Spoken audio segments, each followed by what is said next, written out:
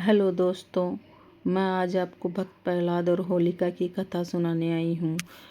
बहुत समय पहले की बात है। दैत्यों का एक अत्यंत शक्तिशाली राजा था, हिरण्यकश्यप। वह अत्यंत पराक्रमी था, पर उससे भी अधिक अहंकारी। उसने कठोर तपस्या करके ब्रह्मा जी को प्रसन्न किया और उनसे वरदान मांगा कि वह न दिन में मरे, न रात में, न घर के भीतर, न बाहर, न धरती पर, न आकाश में, न किसी मनुष्य से, न पशु से और न किसी अस्त्र शस्त्र से। ब्रह्मा जी ने उसे यह वरदान दे दिया। अब हिरण्यकश्यप को लगने लगा वह अजर अमर हो गया। उसका घमंड आसमान छूने लगा।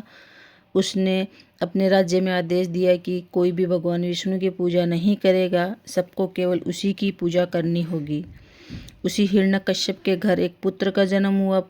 उसका नाम प्रहलाद था। प्रहलाद बचपन से ही शांत, सरल और भगवान विष्णु के परम भक्त थे। जब वह छोटे थे तब भी उनके होठों पर नारायण नारायण नाम रहता था। राजमहल में गुरुकुल की व्यवस्था की गई। आचार्य उसे राजनीति, युद्ध कला और धर्म सिखाने लगे। पर जब भी उससे पूछा जाता सबसे बड़ा कौन है, प्रहलाद विनम्रता से कहते सबसे बड़े तो भगवान विष्णु हैं। यह सुनकर गुरुओं के होश उड़ जाते। उन्होंने कई बार समझाया, राजकुमार, आपके पिता ही सबसे बड़े हैं, उन्हीं का नाम लो।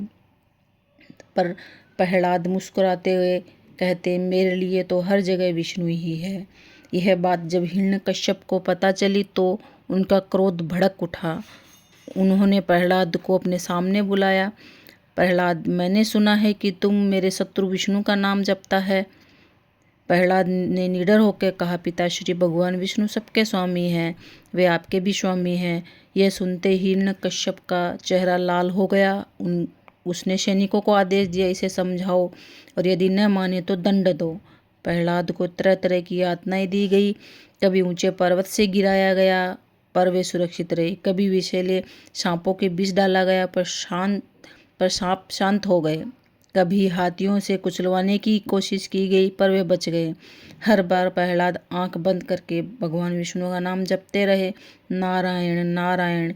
राजा हैरान था, यह बालक हर बार कैसे बच जाता है। तब उसकी बहन होलिका आगे आई। उन्होंने अपने भाई से कहा कि भैया, आप चिंता ना करें, मैं प्रहलाद को गोद में लेकर चिता में बैठ जाऊंगी।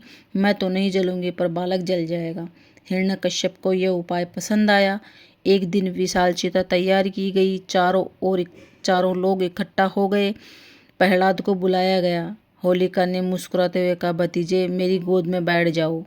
प्रहलाद शांत भाव से उनकी गोद में बैठ गए। उन्होंने आंखें बंद कर ली और भगवान विष्णु का ध्यान करने लगे। चिता में आग लगी, लपटें ऊंची उठने लगी, चारों ओर धुआं फैल गया। लोग सोच रहे थे अब प्रहलाद नहीं बचेगा, परंतु चमत्कार हुआ।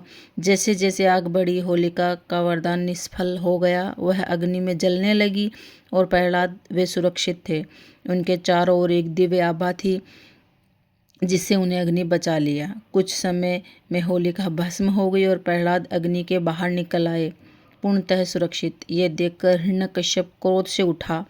उसने गरज के कहा, कहाँ है तेरा विष्णु? क्या इस स्तंभ में भी है?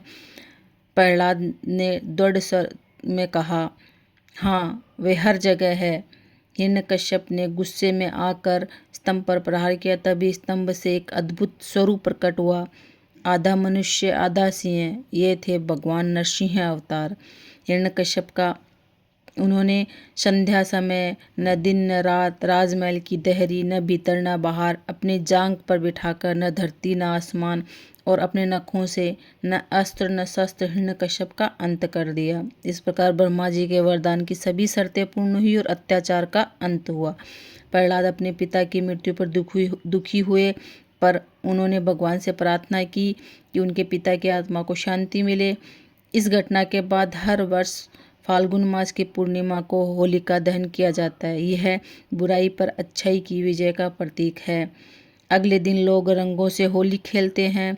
यह रंग प्रेम, एकता और आनंद का प्रतीक है।